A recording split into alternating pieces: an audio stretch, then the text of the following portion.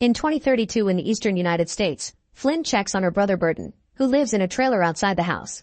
Burton is playing a game on his VR set and explains he has a big competition tonight that will give them enough money for their mom's medicine. Then he hands Flynn his headset so she can win the level for him. In the game, Flynn takes over her brother's avatar and immediately guides the rest of the party into fighting back with a better strategy, winning the level in just a few seconds. Then she checks the body of an opponent and discovers the important map the party had been looking for.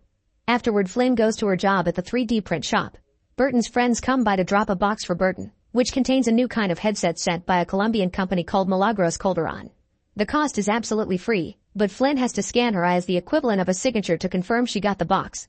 Later at home, Burton explains that he was asked to beta test this new headset since he crossed level 100 on another game. However, it had been Flynn who did that for him, and since this gig will pay well, Flynn agrees to do it. Burton puts the headset on her, and when Flynn opens her eyes, she finds herself in Burton's avatar riding a motorbike. As she explores the city, Flynn is amazed by the fact she can feel everything. Suddenly a computer voice in her head welcomes her to the game and warns her she'll also be able to feel pain. Flynn must do whatever the voice says to earn her keep. The voice gives her directions until she makes it to Buckingham Palace, where the bike disappears as soon as she gets off. When she says the words "I've arrived," the door opens and servants appear in front of her, asking her name. After saying a code name, Flynn goes into another room and does some tricks to test the game. Afterward, she goes to the garden, where a company known as Research Institute or RI is hosting a party. The voice tells Flynn to flirt with Mariel and convince her to take her avatar home. When Flynn starts talking to Mariel, the woman pauses the game for some privacy, and she's quickly charmed by Flynn's words. They leave in Mariel's car and they start kissing while a robot servant drives. Suddenly the voice says Flynn must take the glass vial from Mariel's pocket and open it under her nose. Flynn does so and Mariel passes out, causing the driver to attack. The robot uses kicks and fists before taking out a knife, but Flynn fights back, hitting the driver a few times before reaching the brakes to make the car stop. At the same time, she uses the knife to kill the driver. Then the voice makes Flynn take the car to a closed alley, where she says "I've arrived" to make the wall open and meet Aelita, the person behind the voice. After some cryptic comments, Aelita announces they'll continue tomorrow. At that moment, Flynn disconnects the game and Burton tells her the company loves her and even offers more money. Flynn agrees to come back tomorrow, but when she stands up, she feels a bit dizzy. Afterward, Flynn goes to a bar to buy her mom's medicine from dealers. The guys say she doesn't have enough for even one pill and implies she should offer naughty services, only to be interrupted by Connor, a disabled man who attaches his monowheel to a small vehicle. Connor threatens the dealers until they agree to sell Flynn the medicine. Then he and Flynn leave while the guys go back into the bar. Their boss Corbell scolds them for being afraid of a disabled man and smashes a guy's head on the table as punishment. Sometime later, Flynn connects to the game again. The avatar wakes up in a surgery room, unable to move. Aelita tells her that Flynn can't leave the sim without her permission before the surgeons begin removing the avatar's eyeball to replace it with Mariel's. Flynn can feel the pain, but Aelita guides her through it until she falls asleep. Later, the avatar wakes up in a car with Aelita and they go to a fancy building where they use Mariel's eye to open the door. They get in an elevator that takes them through a bunch of curious floors, including one with a whale. Eventually, they reach a chamber with an inverted pyramid hanging from the ceiling. Aelita makes Flynn put her own eye on the pyramid, and when the avatar jerks back in pain, Aelita forces her to keep the head there so the laser can finish its job. Suddenly Daniel shows up and Aelita tells Flynn to stop him because he's there to kill them. However, Daniel immediately overpowers Flynn and ties her up before using a gun that shoots sonic punches to knock down Aelita. While Daniel starts hurting Aelita to make her give up information, Flynn manages to get a hand out, only to discover the skin has peeled off and there's a robot underneath. Daniel lets go of Aelita to shoot again and Flynn sends the avatar to fight him, giving Aelita time to run away. Putting his attention on her allows Daniel to shoot the avatar in the head and Flynn wakes up in the real world, saying she never wants to play again as she throws up. Out of town, a policeman notices two suspicious cars and follows them, but they suddenly disappear. When the cop comes out to investigate, a man pulls a gun on him and tells him to stand in the middle of the road. Then an invisible car knocks the cop down. It turns both cars have advanced cloaking. The next day at work, Flynn gets a call from Wilf, who tries to warn her about some impending danger and advises her to play again, but Flynn just hangs up. In the evening, Flynn is closing the shop when the lights flicker and Wilf's voice is heard through all the machines around her. He claims her life is in danger and there is a bounty of $9 million on her head, but he can't help her unless she signs in. Terrified, Flynn runs to find Burton, who is hanging out with his friends. When they check the area with their drone, they see a group of armed people coming towards them. Flynn rushes to hide her blind mother Ella in the basement while Burton's friends hack into the assassin's drone to make it look like the boys are still sitting around the fire. Then Burton and his friends link their body implants to their drone, gaining the ability to see its visual feed. After grabbing their guns, the group sneaks into the woods and begins taking the men down one by one pretty easily thanks to their hack. The enemy tries to shoot back, But they can't do anything against the guy's implants that allow them to find them in the dark. Meanwhile in the house, the power goes out and a man comes after Flynn, who activates the Roomba to distract the guy and hit him from behind. The man immediately turns around and tries to shoot her, but he's killed first by Burton, who shoots through the window. Thinking it's over, the group checks the drone camera and discovers the enemy has hacked them back so they could secretly bring over a backup team. Another gunfight ensues and Burton's group is starting to run low on ammo, but at that moment Connor arrives and helps them out. Once every enemy is dead, the group agrees that Flynn must use the headset again to gather information. She logs in and wakes up in a body that looks exactly like her.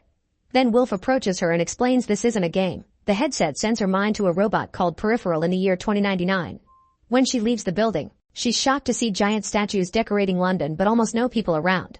Wilf also shows her a newspaper with Ella's obituary, 4 weeks from that day in Flynn's timeline. The deal Wilf offers is simple. If Flynn helps him find Aelita, then he'll pay for the medicine to save her mother. After Wilf disconnects her, Flynn appears in the present feeling dizzy again but she still rushes into town to pick up the medicine where Wilf left it. Then she gives Ella the medicine while Burton's friends bury all the bodies. Next she logs in again and wakes up in a house in Notting Hill, where Wilf introduces her to his boss Lev and his technicians. Flynn learns that whenever they come in contact with the past branches off to create a parallel timeline known as a stub and the contact becomes the point of separation. Aelita was providing them with a connection to the stub, which they'll lose if they don't find her soon. Flynn is upset to hear the medicine only has a 57% rate of success, so she announces that she'll only help them find Aelita after they help her family for real. Meanwhile, Officer Tommy stops by the road when he sees a cup of coffee floating in midair. He pokes around and eventually realizes there's a car with some sort of cloaking device. After lots of touching he makes the car visible and finds a bullet, which he bags up and takes to Burton because Tommy knows about his expertise. Burton identifies the type of bullet but claims to know nothing. Moments later Flynn comes back and tells Burton that the people from the future are going to send them $250,000 by making their cousin Leon win the lottery. Afterward Flynn tries to search the internet for references to Milagros Calderon or Wilf but comes up empty. While doing so, her hand gets stuck on the computer mouse and she's unable to move it, so she has to use her other hand to pry it off. Later in the middle of the night, Flynn wakes up when she hears a strange noise.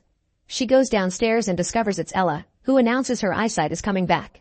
Meanwhile Corbell is using a VR set to hire virtual women, only to suddenly be interrupted by Daniel, who offers him $10 million to get rid of Flynn and Burton. Corbell thinks it's a joke and leaves the game.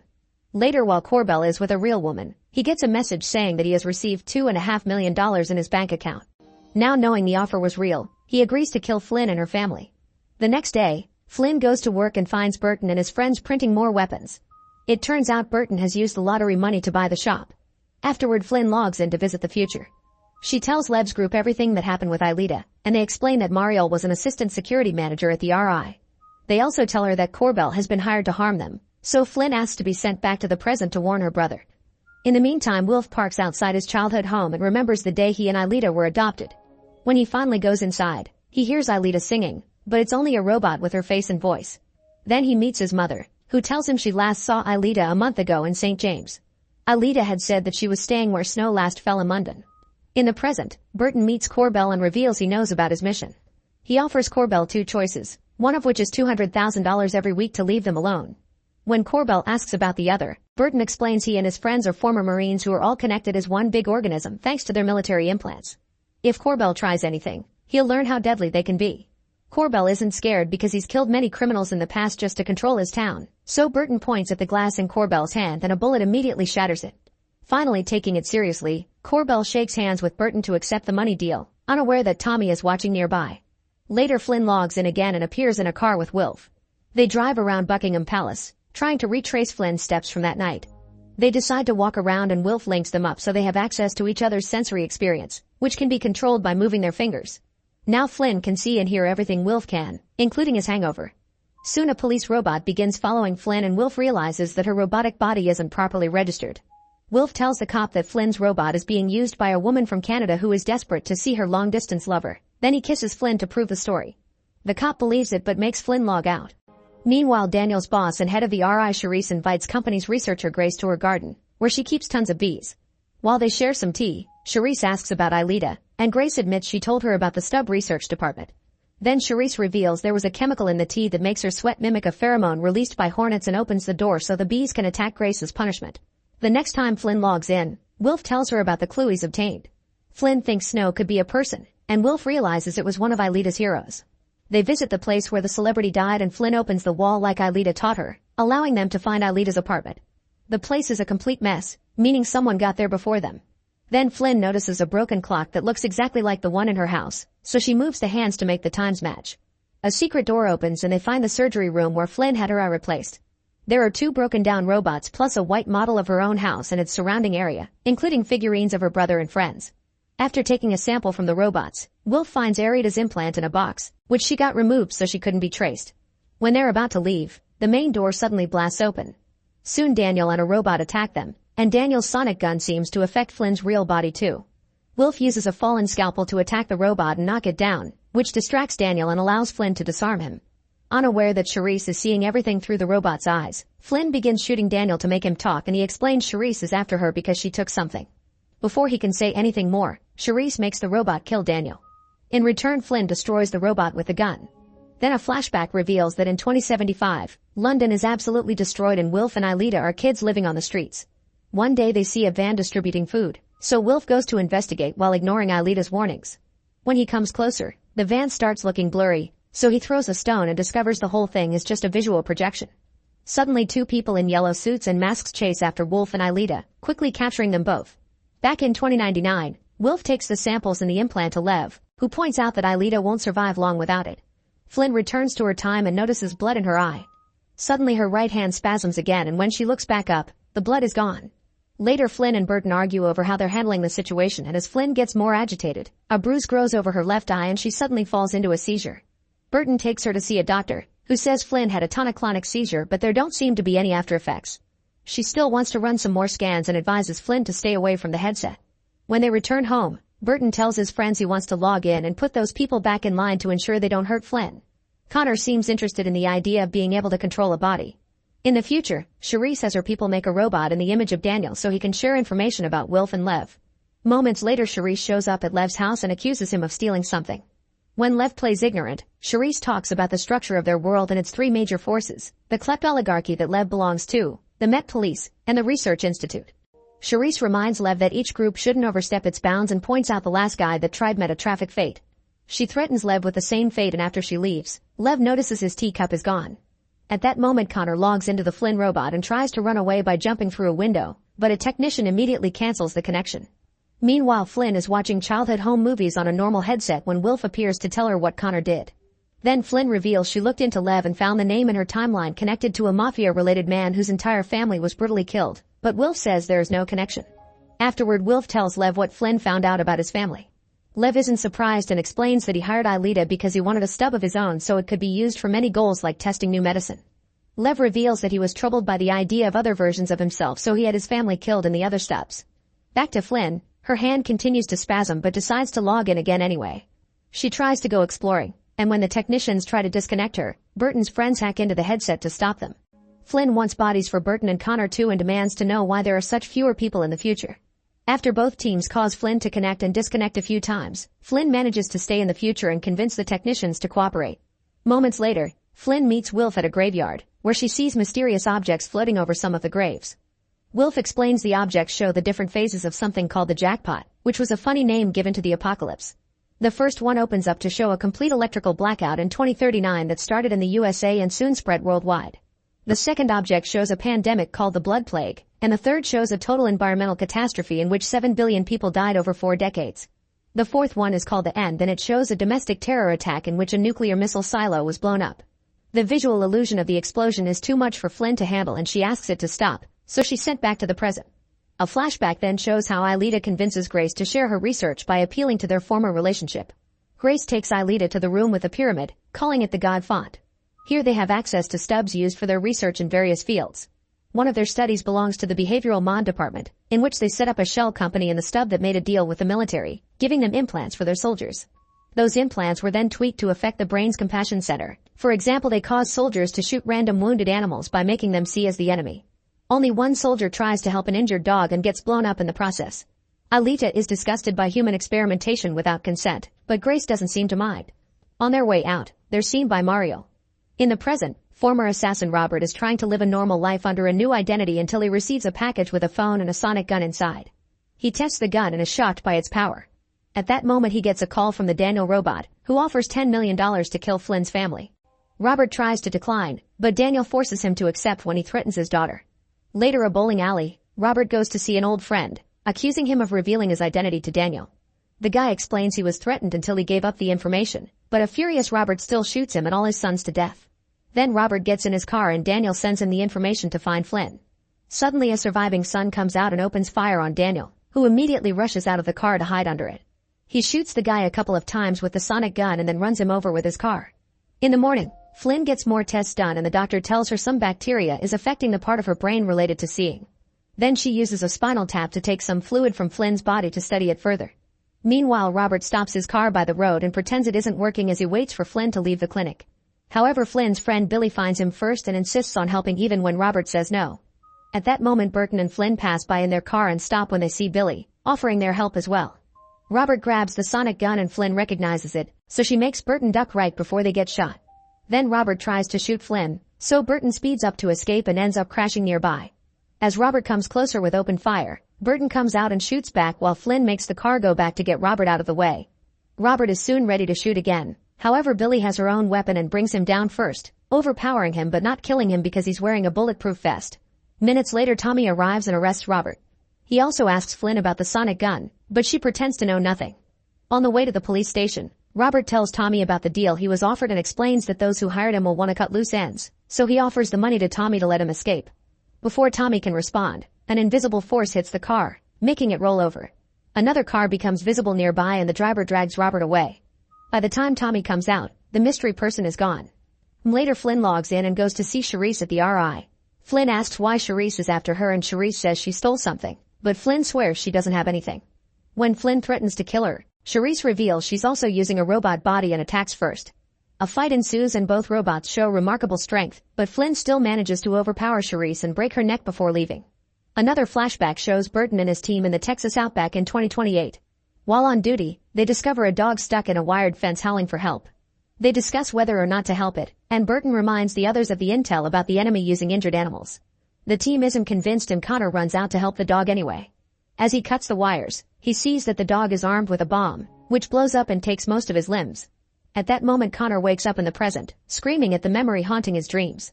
Meanwhile, Tommy tries to keep investigating the accident but finds the digital files blocked. Then the sheriff tells him to take paid leave and get some rest. After the sheriff leaves, Tommy sees in a bathroom stall a pair of shoes that look like the ones he saw at the site of the accident. This makes him realize the sheriff is dirty and getting Tommy out of the way on purpose. In the future, Wilf and Flynn are on a busy street and Flynn wonders why the people seem to stay away from them. So Wilf explains it's just a visual illusion created by the RI to make the city look less bleak. Flynn moves her fingers the way Wilf shows her and all the people disappear, so she tries it on the landscape next. Tons of buildings disappear and the remaining ones look destroyed.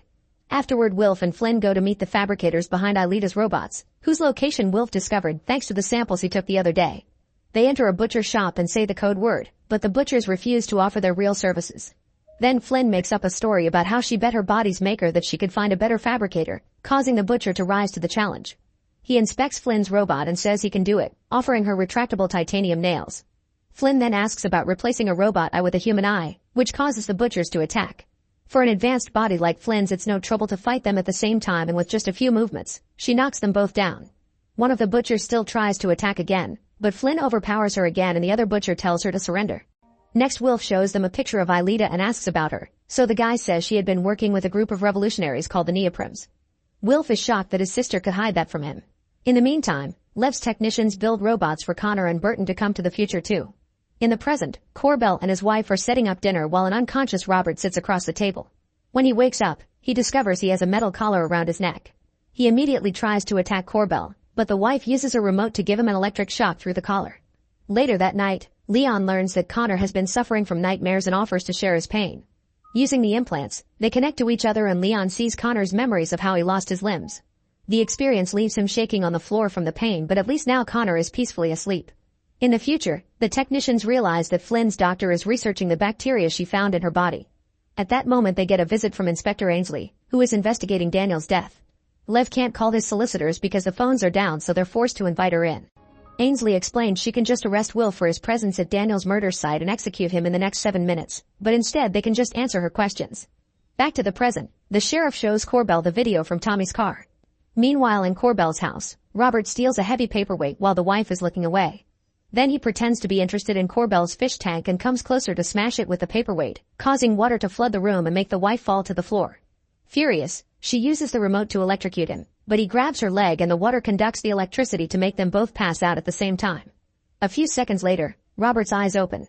Sometime later, Connor and the siblings get a message from the future asking them to log in. When they wake up, they find Ainsley waiting for them. Lev has told her about the connection to the past, so she wants to take them to the station for some tests. Eventually they make it to a Met Police training facility called the Zoo. With a flick of Ainsley's hand, the debris in front of them turns into a tall building and Ainsley sends Burton and Connor inside so they can test their new bodies. Ainsley's assistant Beatrice explains the rules. They must advance from floor to floor while getting rid of all obstacles until they reach the roof where a surprise awaits. The lights go out and 6 robot guards appear around them.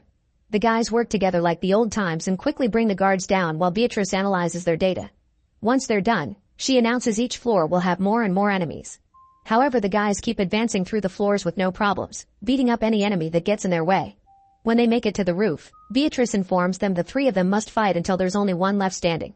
Burton and Connor immediately attack, but not even their teamwork is enough to defeat Beatrice, who only needs a few moves to force them to disconnect. Outside, Ainsley tells Flynn she's investigated her family in this timeline and shares the result. The local version of Connor didn't lose his limbs, and none of the team members had the implants, so Burton didn't survive the war. All this means that the RI opened the stub at least a decade before what they've been assuming. The jackpot seems accelerated in Flynn's timeline and Ainsley suspects the RI. When their conversation is over, Ainsley disconnects Flynn. In the present, Tommy returns to the station and asks to see the evidence he brought from the accident, but the only thing on the list is his wrecked car. Suspicious, Tommy tracks down his car in a junkyard and finds all the other evidence inside, like the sonic gun. When he presses the button, he accidentally shoots the windows off. At that moment he gets a call from the sheriff telling him to go to Corbell's place. When Tommy arrives, he follows bloody footprints to find the wife's body and the sheriff talking to Corbell. The sheriff knows Robert did this, but he wants Tommy to arrest Burton and his team as the culprits. Tommy refuses, so the sheriff tells him to wake up to the reality of the corruption in the force and to do as he says, otherwise he'll get fired or even arrested. Tommy returns to his car and while thinking over what to do, he remembers the guns and takes them back to the house. The sheriff tries to make him see reason but Tommy shoots him a bunch of times to kill him, then he hits Corbell with the sonic gun to throw him out the window. Meanwhile Ella is suddenly blind again and asks for help, so Burton's friend Reese takes her to the clinic. Nearby, Robert watches them and starts following them. Later at the clinic, the doctor checks on Ella while Reese waits at the reception. Robert comes in with a bleeding arm and when Reese tries to help him, Robert stabs him a few times. Reese starts defending himself and a fight ensues, but no matter how many times Robert stabs, Reese keeps going. Eventually Robert manages to keep him in a hold and choke him until Reese dies. When the doctor and Ella come to check on the noise, Robert threatens them with a gun to keep them as hostages. Then he takes Reese's phone and unlocks it with his dead face to send a message. When Connor and the siblings return to the present, they get a message from Reese's phone saying he's at the clinic with Ella. Burton, Flynn, and Leon immediately get in the car and on the way to the clinic, they start getting suspicious of the messages because they use words Reese wouldn't use. Leon tries to connect with Reese through their implants, but he can't find Reese's vitals so they guess a killer is there. Once they're close enough to the clinic, Leon connects to Reese's body and makes it twitch. When Robert stands up to shoot Reese again, the team sees him move with thermal binoculars and Burton immediately shoots him down. Then they rush inside to save the women and Burton shoots Robert again just in case. In the future, Lev's technicians discuss how to access the bacteria in Flynn's brain to steal it. When Lev comes by, they use an encrypted language to keep discussing a possible plan, but Lev knows that language and threatens to kill them if they don't share what they know. They explain that Aelita planned to download the stolen RI files into Burton's implants to hide them in the past so they'd be untraceable. But since Flynn posed as him, the headset transformed the data into bacteria that began to colonize her brain. The technicians plan to give the data to the Neoprim so they can burn this world down and build a new one, but Lev cuts the guy's cheek and orders them not to betray him again if they don't want deadly consequences. The next time Flynn, Burton, and Connor log in, Ainsley offers them a deal. She can give them resources to prevent the jackpot in their timeline, and in return they must work for her. Flynn says she also wants a cure for her mother, but Ainsley informs her that nothing can be for Ella anymore and she'll die in 23 days. Upset, the siblings immediately disconnect and comfort each other. In the meantime, Charisse meets with one of the technicians, who tells her that the RI's data is in Flynn's head and wants Charisse to stop Lev from getting it. Charisse says she'll accelerate the jackpot in Flynn's timeline to get rid of her and her family. Later Flynn logs in to meet with Wilf, who wants to tell her something but worries Ainsley may be spying on them. They link up their minds and as they say each other's names they realize they love each other. Then they decide to visit the place where Wilf used to hide with Aelita when they were kids, unaware that the technicians are spying on them. When they make it to the spot, they make the extra people disappear and find a younger Aelita robot waiting for them. She tells Flynn to go away because her robot can be used by others, and once Flynn disconnects, the technicians lose contact. Then the real Aelita shows up to explain to Wilf that the immunity implant every citizen has in their heads is used to suppress memories. When Aelita removed hers, she remembered everything. While younger Aelita digs out a skull from the ground, adult Aelita says that the oligarchy killed 5 million people in under a fortnight because of the fear of spreading contagion, including Wilf's and Aelita's families. At that moment a bunch of people show up and Aelita reveals she's been gathering survivors to form the Neoprims. Now all they need is the data in Flynn's head. In the present, Tommy tells Flynn about a warning from Homeland Security about an attack on a nearby missile silo. Recognizing the beginning of the jackpot, Flynn logs in and meets with a technician, forcing her to confess everything. Determined to stop the plan, Flynn asks Connor to log in too so he can help her open a new stub and cause a reboot, meaning Flynn is planning to self-delete so the enemy won't have a reason to accelerate the jackpot. Afterward Flynn meets Ainsley, who can't open a new stub but tells her how to do it at one of the RI's ancillary sites. When Flynn gets there, a guard immediately tries to stop her, but Flynn quickly overpowers him and uses his eye to open the door. Inside the building she finds a pocket watch and when she grabs it, Charisse gets a notification, so she opens the wall to release more guards. Flynn quickly fights them all and defeats them in just a few minutes with the help of the room's furniture. Then she puts the watch on a special panel and activates the stub portal. After telling Charisse she'll never find her, Flynn crushes the watch. Soon Flynn wakes up in the present and goes for a walk to the creek. Connor is hiding in the bushes with a sniper rifle, and after Flynn counts back from 10, a gunshot echoes through the air. Seconds later Flynn wakes up in her robot in the future and Ainsley asks if they should get to work. Make sure to subscribe and turn on notifications so you can watch more videos like this. Thanks for watching.